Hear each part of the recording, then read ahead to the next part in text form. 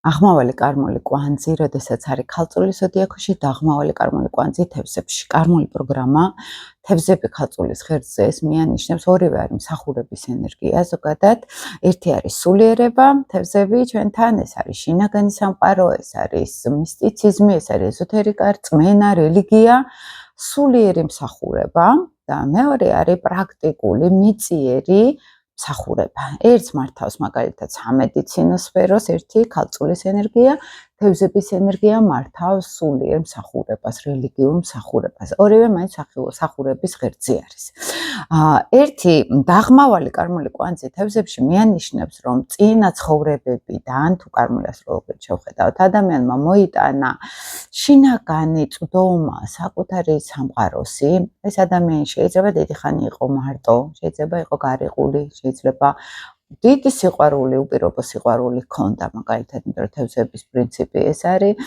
შეიძლება იყო სასულიერო პირი, ან მორჩილი, ან საეკლესიო სასულიერო მოღვაწე, მაგალითად, ყოველ შემთხვევაში თევზების პროგრამა, რომელიც არის სულიერება, ეს არის უპირობო, ესეთ სამყაროს მოსმენა, უპირობო სიყვარული და სამყაროს ხმის გაგონების უნარი და ეს ნიშნავს, რომ როცა ადამიანს ესმის, როგორც საკუთარი თავის ემოციები, ასევე სამყაროს ენა, ესე რომ ვთქვათ, და ნელ-ნელა აი ამ შინაგან სამყაროში ჩაძირვის ნაცვლად უნდა გადავიდეს ქალწულის პროგრამაზე და ქალწული ჩვენთან ეს არის პრაგმატიზმი, ეს არის პრაქტიკულობა, მსახურება ხალხში, სისტემის მსახურება.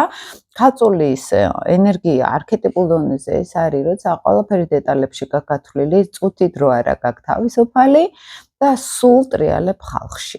ნელ-ნელა ადამიანი უნდა სასულიერო შინაგანი სამყაროდან ისე არქეტიპულ დონეზე უნდა გამოვიდეს და საეროში გადავიდეს. ზოგჯერ ვამბობთ ხოლმე, რომ დაღმავალ კვანძს აქვს მოტანილი წინა ცხოვრებებიდან განრიდება საზოგადოებაში, ხალხში ცხოვრების. და ეხლა უნდა დაუბრუნდეს ერს, დაუბრუნდეს ცხოვრებას. ყველაზე მეტად ტრიალებმა ხოლმე ან სამედიცინო სფეროში, ან მეცნიერებაში ზოგადად, სადაც არის პრაგმატული გონება საჭირო, ფაქტები და არა რწმენა, იმიტომ რომ თევზები ჩვენთან რწმენის ენერგია არის, ანუ რწმენის სფეროში მინდობის, აი რომ გაყვები ესე დინებას. ეს ენერგია მოტანილი აქვს ადამიანის წინა ცხოვრებებიდან და ეხლა არის საჭირო უკვე საკუთარი ხელით შექმნას ეს დინება და არა სხვის დაწერილ გზაზე გაიაროს, ხო? ქალწული უკავშირდება ჩვენთან ასევე ესეთ ჭანჭიკი რო ვართ სისტემის და არა სადღაც შემოქმედებით იმპულსი, იმიტომ რომ თევზები შემოქმედებითი ენერგია არის, ეს არის სისტემის მიღმა, აზროვნება, ცხოვრება და ქალწული პირიქით სისტემაში არის. ამიტომ ძალიან ხშირად, ძალიან მარტივად გამოსდით სამსახურის შოვნა, მარტივად გამოსდით სამედიცინო სფეროსთან ურთიერთობა, ადვილად იგებენ და ადვილად ითვისებენ ხოლმე ისეთ პრაქტიკულ, ესე ცხოვრებისელ და მიწიერ საკითხებს. და რაც თავარია, ყველაზე მეტად უადვილდებათ მაგალითად სისტემის შექმნა და სისტემაში მსახურება. სისტემის შექმნას გულისხმობ, როგორც კი მაგალითად სამსახურში შედიან, ძალიან სუფთად შეუძლიათ დაალაგონ, ყველაფერი აწყონ და აი დაატვირთული იყვნენ მუდმივად სამსახური. ძალიან იშვიათად რომ ამ კვანძის მქონე ადამიანს სამსახურის პრობლემა ჰქონდეს და თუ აქვს ეს გვემის პირად რუკაში არის ხოლმე პრობლემა, რაღაც იქ დამატებით თემა არის, ან დაღმავლისკენ მიდის ადამიანი უფრო ხოლმე როგორც წესი. ყოველ შემთხვევაში ეს არის მიწიერი აზროვნების განვითარება, მსახურება, სისტემაში ყოფნის სწავლის უნარის გამომუშავება. იმიტომ რომ თევზები ლავირება არის, ეს არის, როდესაც აი ჩუმად ვარ, რაღაცებს არ ვამბობ, რაღაცებში ჩემს თავში ვარ ჩაკეტილი და ქალწული პირიქით ეს არის, როცა სისტემაში არის, სისტემას აწყობს და კრიტიკოსიც შეიძლება გახდეს, ეს ქალწულის ენერგია არის, უნდა ადამიანი უკვე არა დამთმობი და არა ლავირებადი იყოს, არამედ ცოტა კრიტიკულიც გახდეს, ცოტა ფაქტების მოძიებაც დაიწყოს და არა მხოლოდ რწმენას გაყვეს, ხო? ნებისმიერი რელიგიური რწმენა იქნება თუ ზოგადად, რომ აი მე ჯერა რაღაცის ეს მიდგომა უკვე მაინც აღარ გამოდგება ხოლმე, რომ ქალწული ფაქტებთან არის ძალიან დაკავშირებული და უფრო უმართლებთ ხოლმე, როგორც კი ამ ფაქტებთან აქ დრამე შეხება.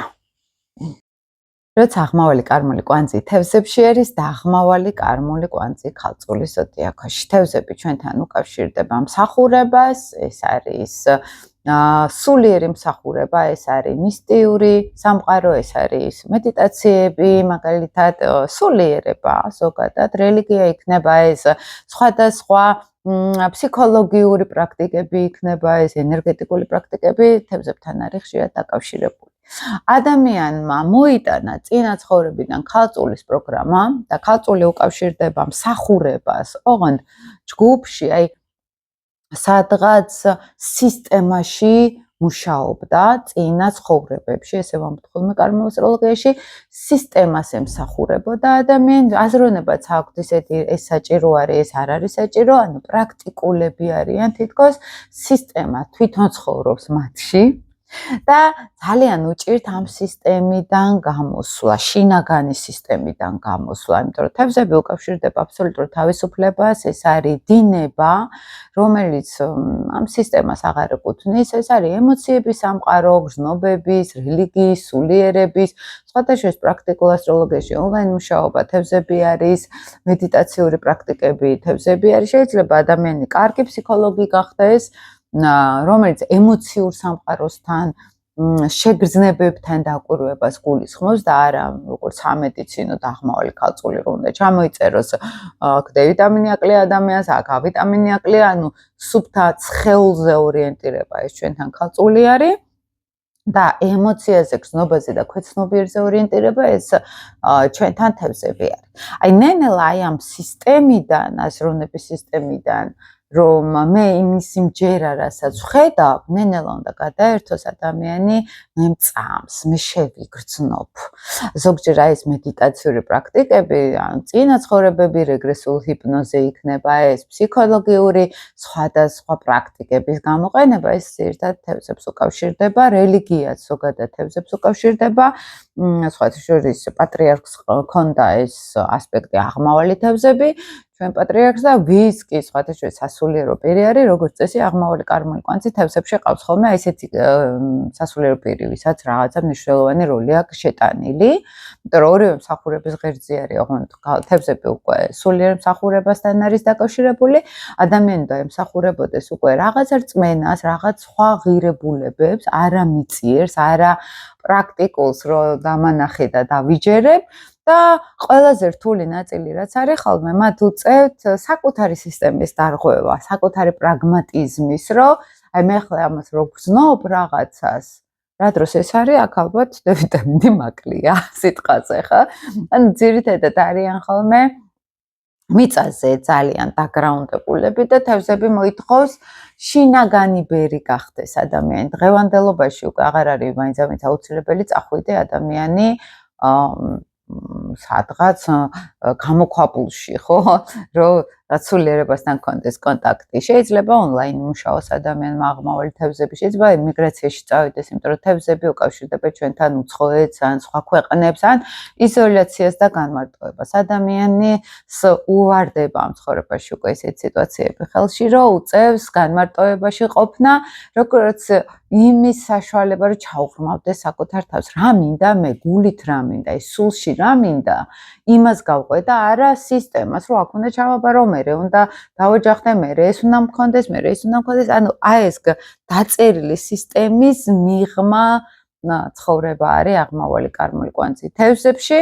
სხვებისთვის შეიძლება ეს ცოტა უცხო იყოს, იმიტომ რომ ესენი თითქოს აი დაწერილი სცენარების მიღმა გადიან და სხვებისთვის ძალიან გაუგებარი არის ეს ხალხი და თვითონაც აქვთ ხოლმე ეს შინაგანი, რომ აი სადღაც არ ვარ უკვე მიღებული საზოგადოებაში ისე აქტიურად, იმიტომ რომ რაღაცნაირად უცნაური მისია მაქვს, აი ამას გრძნობენ ხშირად და უცნაურობა იმაში არის, რომ მოუწევთ ესეთი საზოგადოებრივი ჯგუფისგან გამოსვლა და საკუთარი რაღაც შინაგანი სამყაროს შექმნა.